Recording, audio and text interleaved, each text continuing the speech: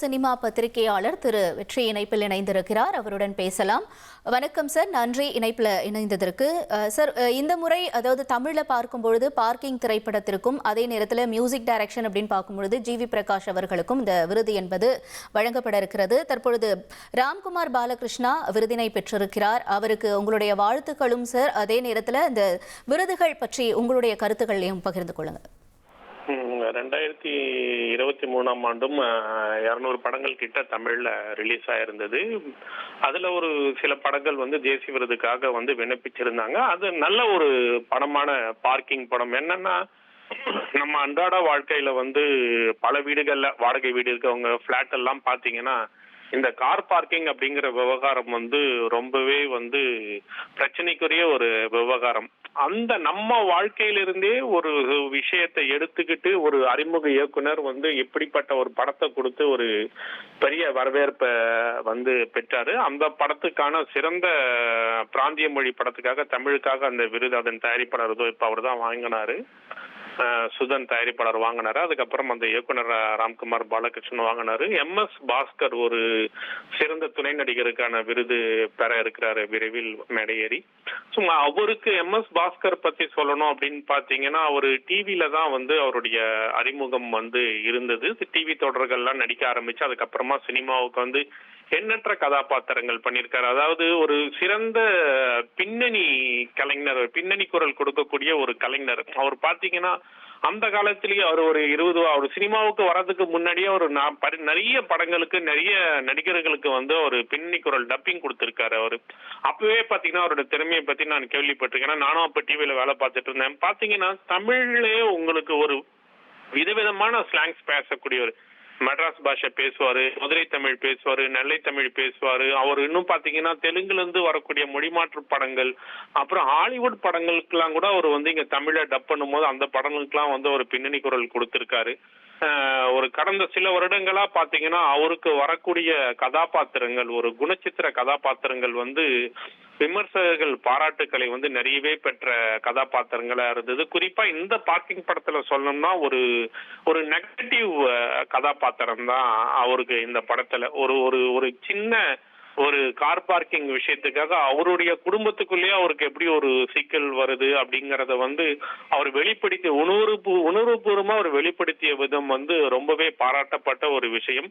ஒரு நல்ல அங்கீகாரம் ஒரு திறமையான நடிகருக்கு. அதாவது வெறுமனே நடிப்புக்கு மட்டும் இல்லாம முகத்தை காட்டாமே ஒரு பலவிதமான அவருடைய குரல் மூலமாவே பலவிதமான பாவங்களை கொடுத்தவருக்கு பார்க்கிங் படத்துல ஒரு தேசிய விருது கிடைச்சதுங்கிறது ஒரு மிகப்பெரிய விஷயம்.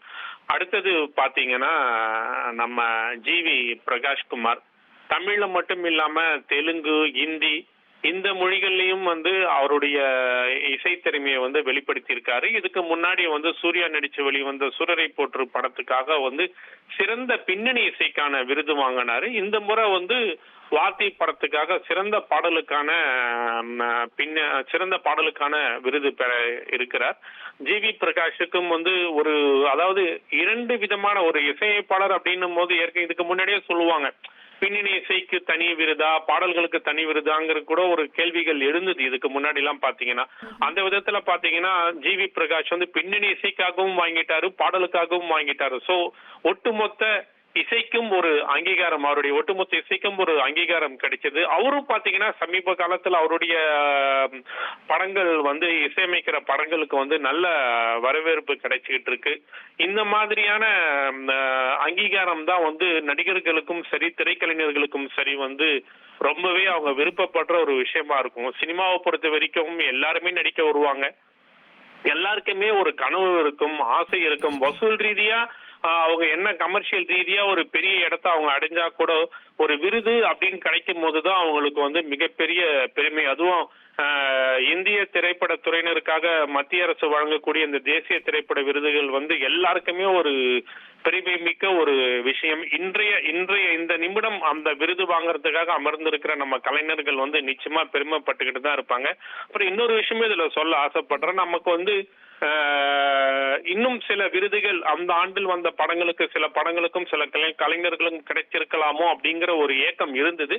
இருந்தாலும் பாத்தீங்கன்னா ஒரு இந்திய அளவுல மிக பெரும் கலைஞரா பாராட்டப்படக்கூடிய ஷாருக் கானுக்கு தேசிய விருது கிடைக்கிறதுக்கு ஒரு தமிழ் இயக்குனர் காரணமா இருக்காரு அப்படிங்கிறது நமக்கு ஒரு பெருமை தான். அட்லி இயக்கத்துல வந்த ஜவான் படம் வந்து வசூல் ரீதியா பாத்தீங்கன்னா 1000 கோடிக்கும் அதிகமான வசூலை குவித்த ஒரு படம்.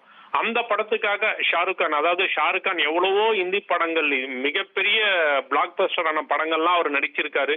பல இந்தி இயக்குனர்கள் அவரை இயக்கியிருக்காங்க. அப்பெல்லாம் அவருக்கு கிடைக்காத ஒரு அங்கீகாரம் தமிழ் இயக்குனரான அட்லி இயக்குன ஒரு இந்தி படத்துக்காக கிடைக்குது அப்படிங்கிறது வந்து இங்க இருக்கக்கூடிய தமிழ் இயக்குனர்களுக்கு ஒரு பெருமை தான். ஏன்னா தமிழ் இயக்குனர்கள் வந்து மொழிகளை கடந்து வந்து தெலுங்கு, ஹிந்தி இங்கெல்லாமும் தமிழ் இயக்குனர்கள் வந்து பலர் வந்து புகழ் பெற்றிருக்காங்க. அந்த விதத்துல அட்லி வந்து ஒரு பெரிய ஒரு விருதை வந்து ஷாருக் கானுக்கு வந்து கொடுத்திருந்தார். ஏன்னா ஷாருக் கான் எந்த அளவுக்கு அட்லிய வந்து இந்த விருதுக்காக அவர் பாராட்டினாருங்கிறது அந்த விருது அறிவிக்கப்பட்ட அன்னைக்கே வந்து நம்மளால பார்க்க முடிஞ்சது. இன்னைக்கும் அந்த ஒரு கதாபாத்திரத்தை அவருக்கு கொடுத்ததுக்காக அவர் அந்த அட்லிக்கு மனதளவில் நன்றி சொல்லிக்கிட்டு தான் இருப்பாரு. விருது வாங்கின பிறகு அதை வெளிப்படையா அவருடைய எண்ணங்களை வெளிப்படுத்துவாருன்னு எதிர்பார்க்கிறேன். இன்று விருதுகளை பெறும் அனைத்து கலைஞர்களுக்குமே என்னுடைய வாழ்த்துக்கள். சார், இன்னொரு ஒரு கேள்வியும் இருக்கு. இப்ப முதல் படத்திலேயே ஒருத்தவங்களுக்கு தேசிய விருது கிடைக்குது அப்படிங்கிறது வந்து நிச்சயமா பாராட்டக்கூடிய ஒரு விஷயம், கொண்டாட வேண்டிய ஒரு விஷயம் அப்படின்னும் பொழுது ராம்குமார் பாலகிருஷ்ணா அவருக்கு இப்ப வந்து தேசிய விருது கிடைச்சிருக்கானா, அதே நேரத்துல இப்ப அடுத்த படங்கள் அப்படின்னு வரும்பொழுது அவருக்கான அந்த பொறுப்பு அப்படிங்கிறது இன்னும் அதிகரிக்கும் இல்லையா? அறிமுக இயக்குனருக்கு நீங்க என்ன சொல்ல விரும்புறீங்க சார் இந்த சமயத்துல?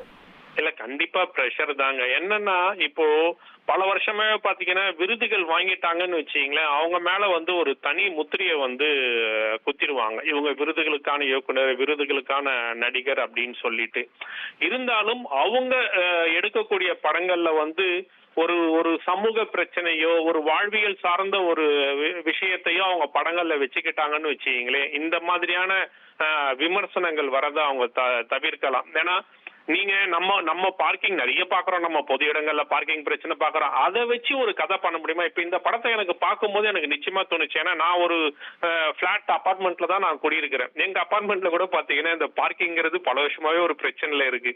அப்படி இருக்கும்போது இதெல்லாம் ஒரு கதை பண்ண முடியுமா அப்படின்ட்டு ஒரு பத்திரிகையாளரான இந்த படத்தை பார்க்கும்போது ரொம்பவே ஆச்சரியப்பட்டேன்.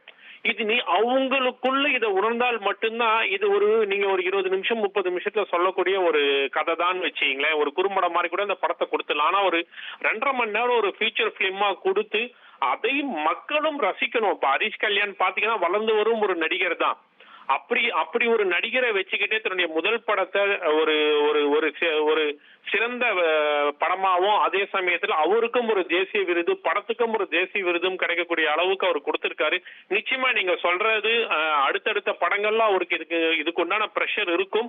ஆனா அந்த பிரஷர்லயா ஒதுக்கிட்டு முதல் படத்துக்கு நம்ம எப்படி பண்ணுமோ அதே மாதிரி படம் பண்ணும்போது மட்டும்தான் அவங்க வந்து மத்த இந்த மாதிரியான விமர்சனங்கள் வர்றதையும் தவிர்க்க முடியும்னு நினைக்கிறேன். இப்ப விருதுகள் அப்படின்னு அறிவிக்கும் பொழுது இன்னொரு சில விமர்சனங்களும் இருக்கு. அதாவது இந்த ஜூரிஸ் வந்துட்டு எல்லா படங்களையும் பார்த்துதான் விருது வழங்குறாங்களா அப்படிங்கிற மாதிரி. இப்ப விருது அறிவிச்சிருக்கக்கூடிய ஊர்வஷி அவங்க கூட உள்ளொழுக்கு திரைப்படத்திற்காக துணை நடிகருக்கான விருது அறிவிக்கப்பட்டிருக்கு. அவங்க கூட சொல்லியிருந்தாங்க விருது வழங்குறதுல சந்தோஷம் தான், ஆனா எல்லா திரைப்படங்களும் பாக்குறாங்களா, அதன் அடிப்படையில தான் படங்கள் தேர்வு செய்யப்படுதான்ற விமர்சனம் இருக்கு இல்லையா? இதை நீங்க எப்படி பாக்குறீங்க? இல்லைங்க, எப்பவுமே வந்து இத மாதிரி வந்து விமர்சனங்கள் விருதுன்னு வரும்போது கண்டிப்பா ஒரு எதிர்மறை விமர்சனங்களும் சேர்ந்துதான் வரும். எனக்கு தெரிஞ்ச சில பத்திரிகையாளர்களும் இதுக்கு முன்னாடி நடைபெற்ற இந்த தேசிய விருதுகள் தேர்வு குழுலையும் இருந்திருக்காங்க. அவங்க சொன்ன சில விஷயங்கள், பொதுவா சொல்ற விஷயங்கள் பாத்தீங்கன்னா எப்பவுமே வந்து இதுக்கு விருது குழுன்னு ஒண்ணு வந்து மத்திய அரசு வந்து ஃபார்ம் பண்ணுவாங்க. அதுக்கு வந்து ஜூரி மெம்பர்ஸ் இருப்பாங்க. ஜூரி மெம்பர்ஸ் வந்து அது இல்லாம பாத்தீங்கன்னா இந்த 71 தேசிய விருதுக்கே பாத்தீங்கன்னா சென்ட்ரல் ஜூரி, நார்த்தன் ரீஜன்ல ஜூரிஸ், ஈஸ்டர்ன் ரீஜன்ல ஜூரிஸ், வெஸ்டர்ன் ரீஜன்ல ஜூரிஸ், சதர்ன் ரீஜன்லயே பாத்தீங்கன்னா 2 ஜூரி செக்ஷன் கொடுத்திருக்காங்க. மலையாளம் தெலுங்குக்கு ஒரு 5 பேர் ஜூரிஸும், அப்புறம் வந்து கன்னட தெலுங்குக்கு 5 பேர் ஜூரிஸும் இருந்திருக்காங்க. எல்லாரும் எல்லா படத்தையும் பார்ப்பாங்க அப்படிங்கறத விட அந்தந்த ரீஜன் உள்ள அந்த 5 பேர் இருக்காங்க இல்லையா, அவங்க கண்டிப்பா பார்ப்பாங்க. ஒரு குறிப்பிட்ட காலகட்டம் தான் உங்களுக்கு அவங்க வந்து இங்க பதிவு உங்களுக்கு வந்து டைம் காலகட்டம் இருக்கும் அவங்க படங்களை பாக்குறதுக்கு. அந்தந்த ரீஜன் ஜூரிஸ் வந்து கண்டிப்பா படங்களை பார்ப்பாங்க. அவங்க படங்கள் பார்த்து அவங்க அதுக்கப்புறமா செலக்ட் பண்ண பிறகு அந்த தேர்வு சரியானதா அப்படிங்கிற இது வந்து எல்லாமே பாத்தீங்கன்னா வாக்கெடுப்பின் அடிப்படையில் தான் நடைபெறும். அது மற்ற ஜூரிஸ் எல்லாமே. அது மட்டும் இல்லாம இந்த ஜூரிஸ்ல இருக்கவங்க எல்லாருமே சினிமா சார்புடைய அவங்க தான் அதிகமாகவும் இருப்பாங்க.